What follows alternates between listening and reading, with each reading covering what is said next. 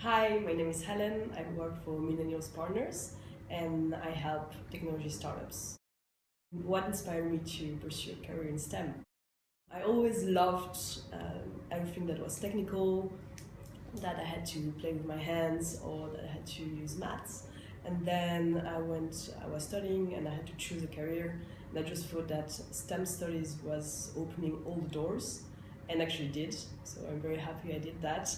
And I think it's even more true today for students, given that when I was studying law or economics was very good, but today whatever job you want to do, if you want to be a designer, if you want to be an engineer, or if you want to be a lawyer, you would need to have a technical background, and having it is extremely beneficial. What is the coolest project I worked on? The coolest project is probably bringing together not only my education but my experience. So for a very specific example, now that I help startups, I was helping one specific startup and it had to bring together developers and business people. And linking both is a tricky part today in startups. And given my background, my technical background and my work experience in business, I was able to link both together, which is extremely satisfactory. Who are my role models? Growing up, I was very intrigued and passionate about Marie Curie, who discovered uranium and plutonium. And she was very impressive, Polish background, I'm half Polish, so I think it was very cool. And she was working so hard to get where she got. So growing up was probably her. And then my best friend, who doesn't have a technical background, was always very intrigued by all these people studying, researching. And now she got very passionate about brain development, and she's thinking of doing a PhD in brain development, whereas she has no technical background. And she works very hard to get there, and yeah, that impresses me a lot. Why do I love working in STEM? I think working in STEM gives you all the opportunities, and whatever you see outside, inside the houses, is linked to that. And it may seem sometimes very disconnected to humans, but the truth is very connected to humans, and even more today and even more in the future.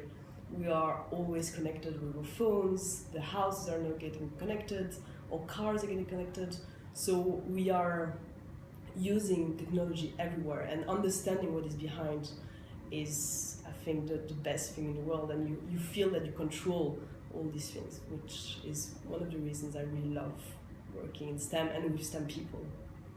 What is my favorite STEM technology?